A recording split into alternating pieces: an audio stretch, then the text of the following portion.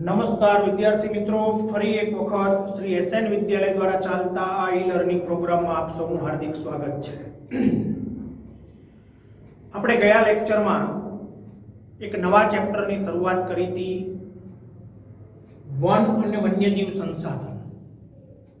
જેમાં મેં તમને કીધું હતું કે આપણે આમાં બે વસ્તુ શીખવાની છે, જંગલો વિશે અને એમાં રહેતા વન્યજીવો વિશે.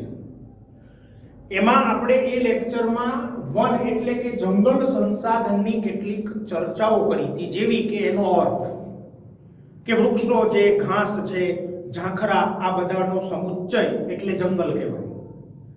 જંગલોમાં ખાસ કરીને જે કુદરતી રીતે જે વનસ્પતિનો ઉછેર થાય, જે વૃક્ષોનો ઉછેર કુદરતી રીતે થાય, માણસની સહાય વગર થાય, એને અક્ષત વનસ્પતિ તરીકે ઓળખવામાં આવે, એવા પ્રકારના જંગલોનું પ્રમાણ ભારતમાં વધુ છે.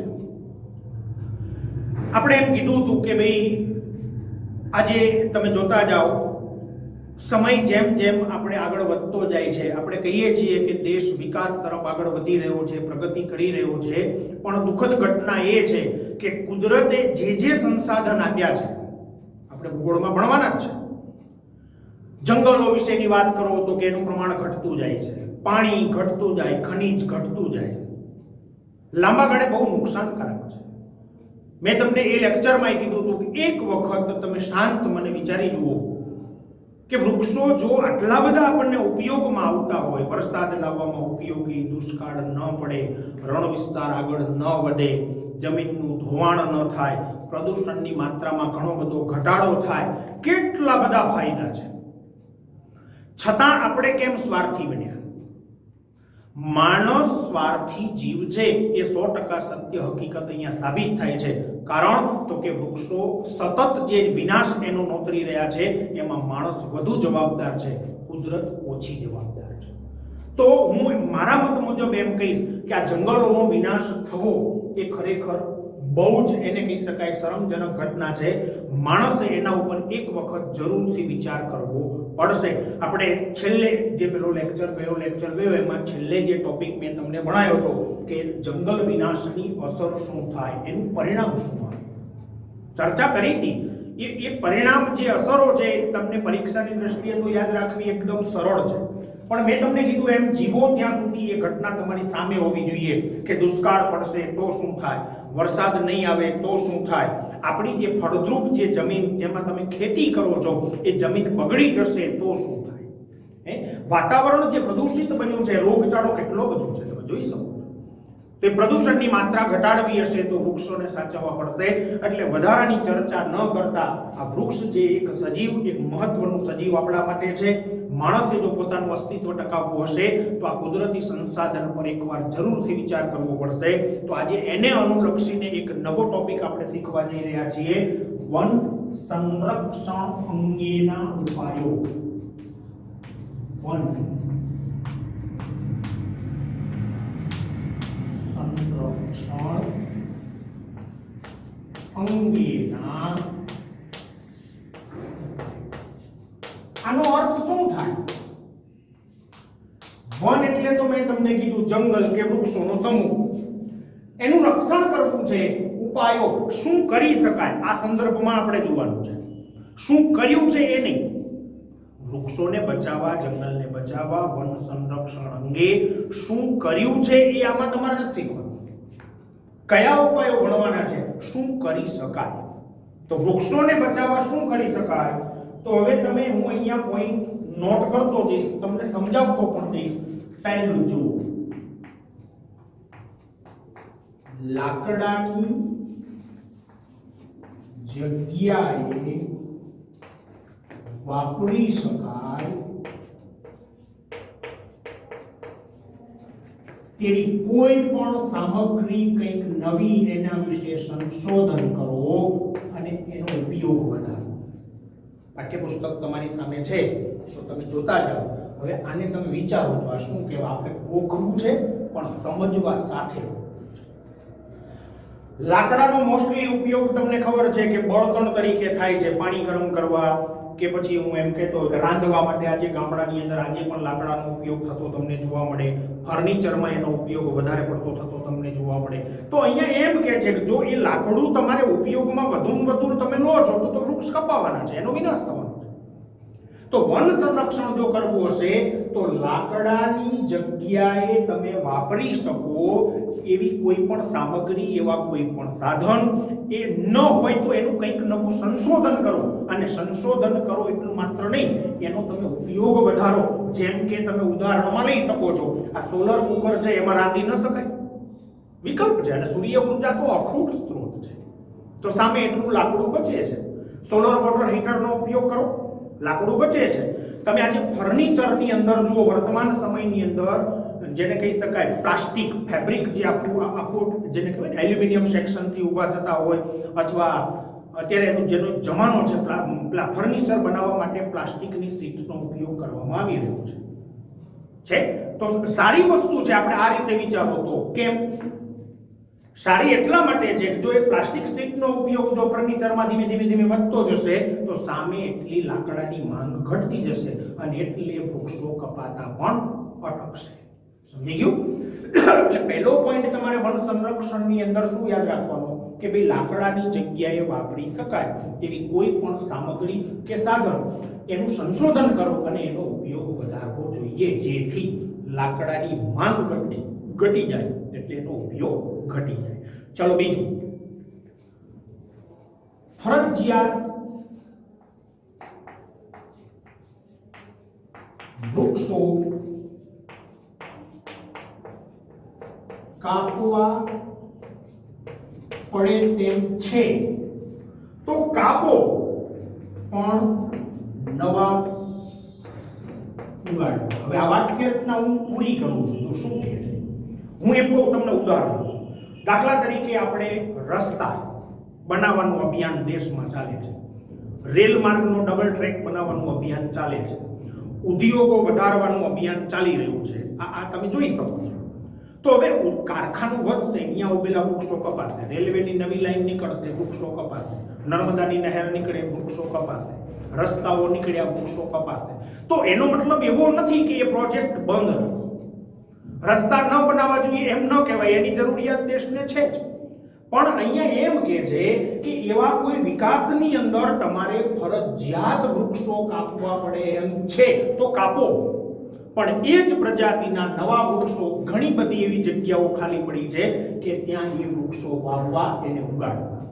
તો કોઈ પ્રશ્ન આવે નહીં આવે. તો આ વન સંરક્ષણ અંગેનો બીજો. ત્રીજો, અપરિપક્વ વૃક્ષોના કાપવા પર સંપૂર્ણ પ્રતિબંધ મૂકી દો. અપરિપક્વ વૃક્ષ એટલે શું તમને ખબર પડી જવી જોઈએ. જેનો હજી છોડ સ્વરૂપે વૃક્ષ છે, મોટું ઘટાદાર વૃક્ષ થયું નથી, પરિપક્વ નથી. પરિપક્વ વૃક્ષ હોય ને તમે બે ચાર ડાળી કાપો, કઈ મારા મત મુજબ કઈ એટલો મોટો વાંધો નહીં આવે, નવી ડાળીઓ પાછી ઉગી નીકળે. પણ અપરિપક્વ વૃક્ષ છે, એક છોડ સ્વરૂપે હજુ છે, એને તમે કાપી નાખશો તો એ વૃક્ષની સંખ્યા ઘટશે, એ કદાચ નવેસરથી નહીં ફૂટી શકે, એનો વૃદ્ધિ વિકાસ નહીં થઈ શકે. અને એટલે આપણે આગ્રહ અહીંયા સરકાર ઉપર ભાર મૂક્યો છે. આ પોઈન્ટ ઉપર તમે જુઓ કે અપરિપક્વ વૃક્ષો જે છે એને કાપવા ઉપર સંપૂર્ણ પ્રતિબંધ મૂકી દેવો જોઈએ. ઘણીવાર આપણને પ્રશ્ન એ થાય કે સરકારે પ્રતિબંધો ઘણા મૂક્યા છે, કાયદા ઘણ્યા છે, છતાં તો લોકો વૃક્ષ કાપતા આપણને જોવા મળે જ છે. કેમ? તો એના વિશેની કાર્યવાહી થતી નથી. એટલે બાકી હું મારા મત મુજબ છેલ્લા એન્ડ સુધી આપણે વિચારી લો કે આવા બધા વૃક્ષો ગેરકાયદેસર કોઈ કાપતું હોય અને એને હું એમ કહું સીધી ફાંસીની સજા આપી દેતો, સીધી અસર થાય, અથવા એને એવી કાયદાકીય કોઈ જોગવાઈ મુજબ આયોજનથી એવા લોકોને લાંબા સમયની જેલ કરવામાં આવે, લાખો રૂપિયાનો દંડ કરવામાં આવે, એ વસૂલવામાં આવે, આવું કંઈક જો સરકાર આયોજન કરે તો 100% એનું સારું પરિણામ આવી શકે છે. પણ નથી કહેતા કે આપણા દેશની અંદર કાયદાઓ ઘણા છે, એનું પાલન થતું ઓછું આપણને જોવા મળે છે. છોડો એને. ત્રીજી વાત આપણે વન સંરક્ષણ અંગેના ઉપાયમાં શું કરી કે અપરિપક્વ કોઈ વૃક્ષ હોય તો એના કાપવા ઉપર પ્રતિબંધ મૂકી દેવો જોઈએ. ચાલો ચોથું, ઉદ્યોગોના માલિકોને ફરજિયાત વનીકરણ કરાવવું. હવે આ સમજો, બધા ઉદ્યોગો નહીં.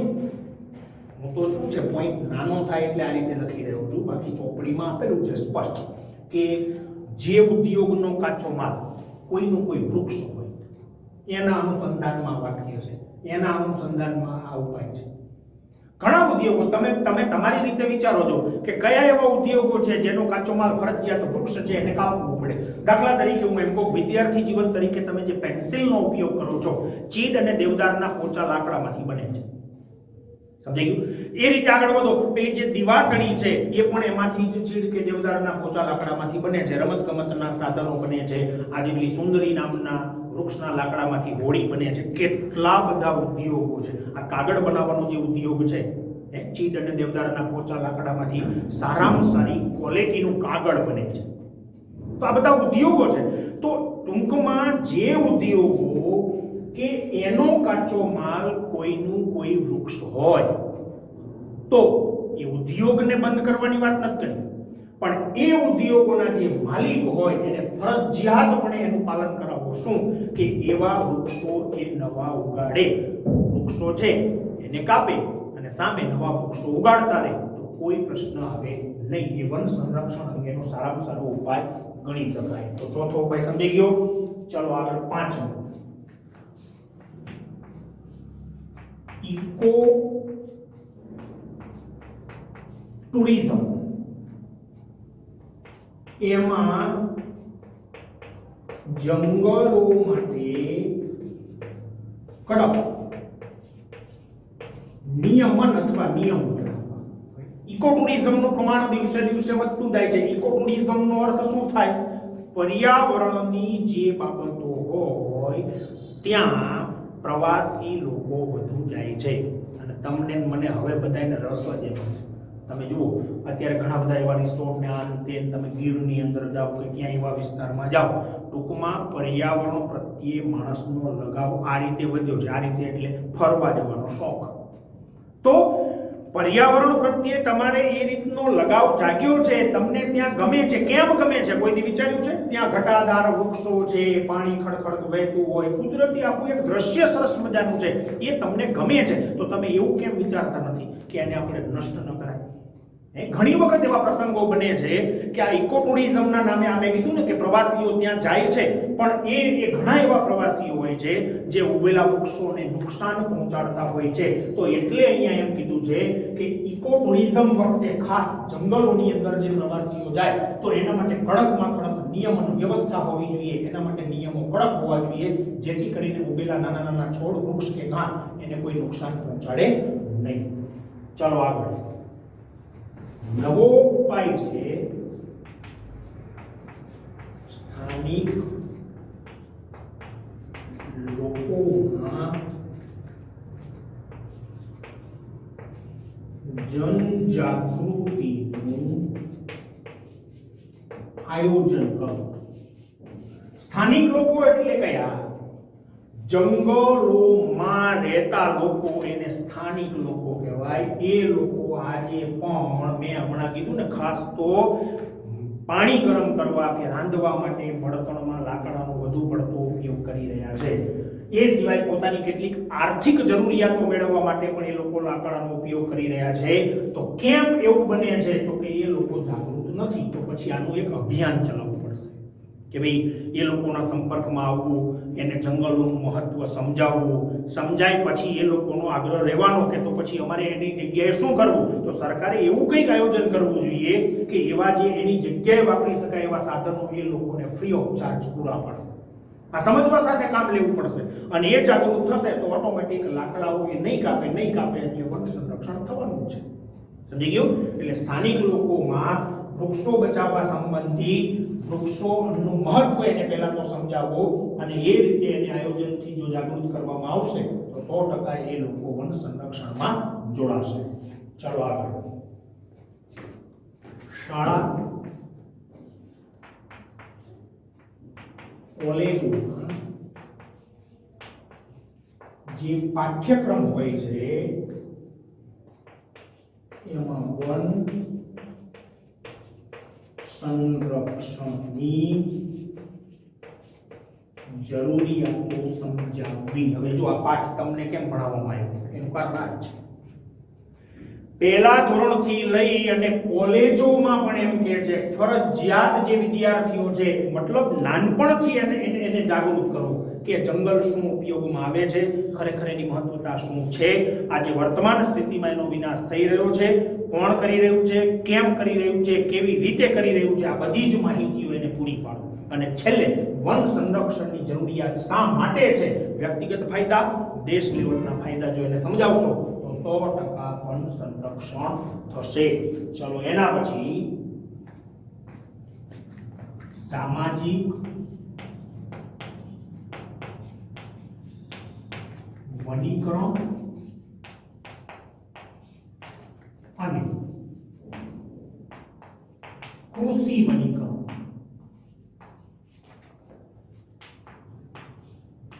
આ કાર્યક્રમ ચાલે છે એને પ્રોત્સાહન આપો. હવે આ થોડું તમને ઝડપથી સમજાઈ ગયું. સામાજિક વનીકરણ શું છે અને કૃષિ વનીકરણ શું છે. અહીંયા એમ કે છે આ કાર્યક્રમ છે ચોમાસાની ઋતુ દરમિયાન હંમેશા વૃક્ષોનું વાવેતર ગમે ત્યાં વધારે સંખ્યામાં કરવાનું હોય તો કરાય, કારણ કે તમે એને કદાચ ટાઈમે પાણી ન આપી શકો પણ કુદરતી રીતે વરસાદ સ્વરૂપે એને પાણી મળે, થોડો ગ્રોથ વૃદ્ધિ વિકાસ વધુ થઈ જાય પછી વાંધો આવે નહીં, એક ઝાડ બની જાય. આ ઝડપી મેં તમને કીધું. ચોમાસાની ઋતુ દરમિયાન દેશના નાગરિકો, ખાસ કરીને આ કાર્યક્રમમાં વિદ્યાર્થીઓ પર વધુ ભાર મૂકવામાં આવ્યો છે. મોટાભાગે ક્યાં તો તમે રસ્તો જોયો, રસ્તાની બે બાજુ ખાલી પડી હશે, રેલવેની બે બાજુ ખાલી પડી હશે, પછી નગરપાલિકા હોય, કલેક્ટર કચેરી હોય, આપણી કોઈ એવી મોટી સ્કૂલનું મેદાન હોય, આવી જગ્યાએ વૃક્ષારોપણ કરવામાં આવે એને સામાજિક વનીકરણનો કાર્યક્રમ કહેવામાં આવે છે. તો આવા કાર્યક્રમને પ્રોત્સાહન આપો. કદાચ આવો કાર્યક્રમ કોઈ કરતું હોય તો વ્યક્તિગત રીતે આપણે એનો વિરોધ ન કરવો, આપણે એને પ્રોત્સાહન આપવું, શક્ય બને તેમાં જોડાવું. કૃષિ વનીકરણ એટલે શું તમને ટૂંકમાં કહી દઉં. ખેતી, આજે તમે ગામડાની અંદર જુઓ, પૈસા કમાવાની લાલચમાં ખેતરના સેઢા પર ઉભેલા જે વૃક્ષો કે આ તે બધું છે એ લોકો કાપવા માંડ્યા છે. નહીં, એ ન કરો. હોય તો રાખો અને નથી તો ફરજિયાત આપણા ખેતરની ચારેય બાજુએ વૃક્ષારોપણ કરવું. ફાયદા ઘણા બધા છે, સમજી ગયું. કારણ કે પવનનું જોર નરમ થાય, આપણા ખેતરના જે પેલા ફળદ્રુપ જે કણો હોય એ ઉડીને બીજા જતા નથી, મૂળ છે એ પણ જકડી રાખે છે. ટૂંકમાં ઘણા બધા ફાયદાઓ તમને થતા જોવા મળે છે. એટલે કૃષિ વનીકરણનો અર્થ મેં તમને શું કીધો, ખેતરની ફરતી બાજુ સેડા પર વૃક્ષો રોપવા. તો આવા જે કાર્યક્રમો છે એને વ્યક્તિગત પ્રોત્સાહન આપી શકાય, પંચાયત દ્વારા પ્રોત્સાહન આપી શકાય, સરકાર દ્વારા પણ આવી રીતે કંઈક ને કંઈક જેને કહેવાય પ્રોત્સાહન જો આપવામાં આવે તો એ કાર્યક્રમો આગળ વધશે, વધુમાં વધુ લોકો એમાં જોડાશે અને વન સંરક્ષણ થશે. ચલો આગળ. લાકડાને બદલે સૌર ઉર્જા, પછી કુદરતી વાયુ, નથી છતાં શબ્દ મૂકી શકાય બાયોગેસ, એનો ઉપયોગ વધારો. હમણાં આપણે પહેલી જ પોઈન્ટ જે ભણ્યા હતા એમાં આ વસ્તુ આવી ગઈ. સૂર્ય ઉર્જામાં મેં તમને કીધું એમ solar cooker, solar water heater વગેરેનો ઉપયોગ કરો. કુદરતી વાયુ તો આપણે જે ઘરે પેલા બાટલા સ્વરૂપે જે તમે રાંધવા માટે એનો ઉપયોગ કરી રહ્યા છો, કઈ વાંધો નહીં, એનો ઉપયોગ કરો તો સામે લાકડું એટલું બચે છે. અને ગામડાની અંદર તમે રહેતા હોય તો બેસ્ટમાં બેસ્ટ વિકલ્પ છે બાયોગેસ. બાયોગેસ પ્લાન્ટ નાખવા માટે સરકાર આજે સબસિડી આપે છે. ગામડે તમે હોય તો કૃષિનો નકામો પદાર્થ કે કચરો હોય, આપણા ઘરે એક બે પશુઓ રાખતા હોય તો એનું છાણ વગેરે હોય, એ બધું મિક્સ કરીને તમે એ બાયોગેસ પ્લાન્ટમાં નાખી દો. તમે વિચાર કરો, એનું જે ખાતર એ કિંમતી મળે અને સામે તમને મફતમાં ગેસ મળે છે. આખી ટૂંકનો જ બાયોગેસની હું તમને એક ચેપ્ટરમાં ભણાવીશ ત્યારે આપણે વધારે પડતો એની ચર્ચા કરીશું. એટલે કહેવાનો અર્થ લાકડાને બદલે જો સૂર્ય ઉર્જા, કુદરતી વાયુ કે બાયોગેસ વગેરેનો ઉપયોગ કરવામાં આવશે તો પણ આપણે જે આ ધાર્યું છે એ મુજબનું આપણને ફળ મળશે કે વૃક્ષો એટલા બચી જશે. ચલો એ સિવાય આગળ કરકસરપૂર્વક ઉપયોગ કરો. હવે આ તો તમને સામાન્ય વસ્તુ સમજી ગઈ છે કે બગાડ ન કરવો. એમ તમે બગાડ કરશો તો સામે એટલા વૃક્ષો વધુ કપાય જ છે. તો જ્યાં જ્યાં લાકડાની જરૂરિયાત તમને દેખાય છે અહીંયા લાકડાનો જો કરકસરપૂર્વક ઉપયોગ કરવામાં આવશે તો એની સીધી અસર વૃક્ષો કપાવવા પર સારી પડે છે. એટલે એ પણ કરવું. એ સિવાય જંગલોમાં કીટકગ્રસ્ત વૃક્ષો હોય તો એને દૂર કરવું. હવે જો આ થોડી અઘરી વસ્તુ તો છે પણ છતાં આ એક ઉપાય કરી શકાય. જંગલોની અંદર ઘણા એવા વૃક્ષો હોય જેને કોઈ જીવજંતુ લાગ્યા છે અથવા કીટકગ્રસ્ત બન્યા છે. કીટકગ્રસ્ત વૃક્ષ હશે તો એક સમય એવો આવશે કે એ વૃક્ષ તો નાશ પામે જ છે પણ ધીમે ધીમે એ કીટકો આગળ વધશે અને આજુબાજુના વૃક્ષો જો તમે એને કાબૂમાં નહીં લો તો ઘણા બધા વૃક્ષો જે છે એ નાશ પામી શકે છે. એટલે આવા કોઈ કીટકગ્રસ્ત વૃક્ષ તમારી નજરે આવે, સરકારી જે તંત્ર આખું છે એની નજરમાં જો આવે તો એ વૃક્ષને ઝડપથી દૂર કરી દેવા જેથી કરી અને અન્ય જે સારા વૃક્ષો છે એને નુકસાન પહોંચે નહીં. ચલો આગળ. દાવાનળ અટકાવવા એક અલગ તંત્ર એટલે દળની વ્યવસ્થા કરવી આ સરકારને કરવાનું છે. દાવાનળ એટલે શું? જંગલમાં લાગતી કુદરતી આગ. અવારનવાર લાગતી હોય છે. વિશ્વના દેશોના જંગલોનું છાપાઓમાં કે ટીવીમાં આવે. આપણા દેશમાં પણ આવી ઘટનાઓ ઘણીવાર ઘટી છે. તો જંગલમાં જ્યારે કુદરતી આગ લાગે છે એ વિકરાળ સ્વરૂપ ધારણ કરે છે. આખા જંગલોનો નાશ શક્ય બને છે, થઈ પણ જાય. તો જંગલોમાં આગ લાગે એને ઝડપથી બુઝાવવા માટેનું સારામાં સારું આયોજન સરકાર ધારે તો કરી શકે છે.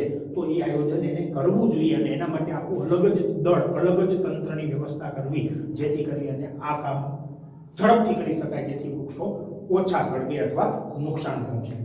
બીજું, જંગલોમાં અવારનવાર તમે જુઓ મેળા યોજાય, ભંડારા જમણવારના આયોજનો થાય. કોઈ મંદિર હોય ત્યાં પરિક્રમાનું આયોજન થઈ રહ્યું હોય તો એવી જગ્યાએ કચરાનો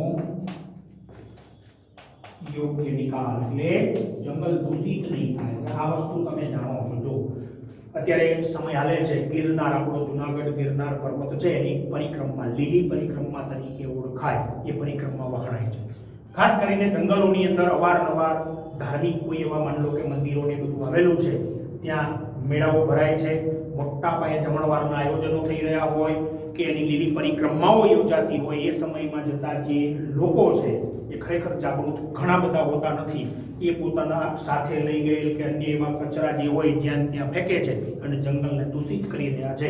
એ પણ એક પર્યાવરણની દ્રષ્ટિએ યોગ્ય ગણી શકાય નહીં. તો વન સંરક્ષણ અંગે આ પણ બાબતનો ખ્યાલ રાખવો પડશે કે આવા કોઈ પણ સમયમાં જે તે કચરો જ્યાં ત્યાં ન નાખતા ઊભી કરેલી વ્યવસ્થાને અનુસરવું જોઈએ. મતલબ એ કચરાનો યોગ્ય નિકાલ કરવો જોઈએ. બીજું,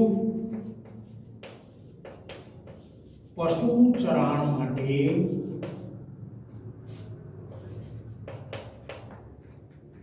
અલગ વિસ્તાર બનાવવા. હવે તમે જાણો છો કે આજે ખાસ કરીને જંગલોમાં રહેતા કે જંગલની આજુબાજુમાં એવા રહેતા લોકો આપણે પેલું સંરક્ષિત જંગલ ભણ્યા હતા. અનામત જંગલમાં તો કોઈને જવા દેતા નથી, પ્રતિબંધ છે. અવર્ગીકૃત જંગલમાં મેં તમને આખું પેલું વર્ણન કર્યું હતું. દુર્ગમ છે, ગીચ છે, વાતાવરણ યોગ્ય નથી એટલે ત્યાંય કોઈ જતા નથી. રહ્યા ગયા સંરક્ષિત જંગલ. એ સંરક્ષિત પ્રકારના જંગલોમાં છૂટછાટ હોય છે. તો એ પશુઓ ચરાવવા જનારા વ્યક્તિઓ છે. હવે તમને એમ થાય કે એને શું લેવા દેવા, સીધી વસ્તુ છે. પશુપાલક જે હોય, માની લો કે બીડી પીવાની ટેવ વાળો છે. હવે એ પોતે બીડી પીવાની ટેવ વાળો હોય અને એ પોતાની દિવાસળી સળગેલી અથવા બીડી જે છે એ તમે નાખો, ઘાસ સૂકવું હોય, આગ લાગી નીકળે છે. આ થઈ શકે નુકસાન.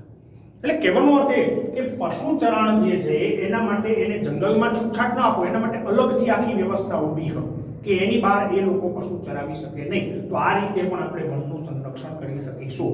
અને છેલ્લે મેં તમને વચ્ચે પણ કીધું હતું કે જંગલોના વિનાશ માટે કુદરત જવાબદાર છે, વધુમાં વધુ જવાબદાર માણસ છે. અને માણસને જો રોકવો હશે તો આપણે આપણા સ્વભાવને જાણીએ છીએ, એને કંટ્રોલ કરવા માટે ફરજિયાતપણે કડકમાં કડક કાયદા લાવી અને એનું ચુસ્તપણે જો પાલન કરવામાં આવે તો 100% વન સંરક્ષણ થશે અને થશે. તો તમને સમજવા સાથે આ ટોપિકની આપણે પૂર્ણાહુતિ કરી. તમે ધારો તો અત્યારે મેં બોર્ડવર્ક જે કરેલું છે, તમારી પાસે મોબાઈલ હોય એનો સ્ક્રીનશોટ લઈ શકો છો, એટલે તમને એનો સીધો જ લાભ શું મળી જાય? આ પોઈન્ટ મળી જાય. અને તમારે કરવાનું શું? આ પોઈન્ટમાં પણ અમુક ચોક્કસ એવા શબ્દ જે તમને યાદ રાખવા સરળ પડે, કે એ એવા શબ્દ યાદ રાખવા કે જેનાથી વાક્ય રચના તમે બનાવી શકો, એ કરી નાખા. સમજ પડી ગઈ? તો આ યાદ રાખવા માટે સારામાં સારી બાબત છે. હવે આપણે જેમ પાઠનું ટાઇટલ હતું ને કે વન અને વન્યજીવ સંસાધન, એમાં વન સંસાધન અંગેની માહિતી પૂરી થઈ. આટલી જ આપેલી છે. ઘણી બધી વાત આમાં કરી શકાય, જૂના અભ્યાસક્રમોમાં હતી પણ ખરી, પણ મેં તમને અગાઉ એ કીધું હતું કે આપણો જે મેઇન ટાર્ગેટ અત્યારે શું છે કે આપણા પરીક્ષા, બોર્ડની પરીક્ષામાં, એટલે આપણા પાઠ્યપુસ્તકમાં જેટલી વિગત હોય એનું જ વર્ણન કરવું. વધારાની માહિતી જરૂર છે એટલી તમને સમજવા આપવી, બીજી આપવી નહીં. સમજાઈ ગયું? તો ચાલો આજનો આ એક ટોપિક મેં તમને લીધો કે વન સંરક્ષણ અંગેના ઉપાયો. આ ટૂંકનોટ પણ તમારે પાકી નોટ બનાવી હશે, એમાં સરસ અક્ષરે પોઈન્ટ ટુ પોઈન્ટ આ રીતે જ નહીં હો, અને આખી વાક્ય રચના જે તમારે તમારી ભાષામાં પૂરી કરવી હોય તો એ મને વાંધો નથી, પણ આ વસ્તુ આવી જવી જોઈએ. બરાબર? હવે ચાલો નવા લેક્ચરમાં આપણે શરૂ કરવાનું છે વનમાં રહેતા જીવ એટલે વન્યજીવ સંસાધન વિશે. ત્યાં સુધી આપણે રજા લઈએ. બધાને મારા તરફથી જય શ્રી કૃષ્ણ, જય ગુરુદેવ.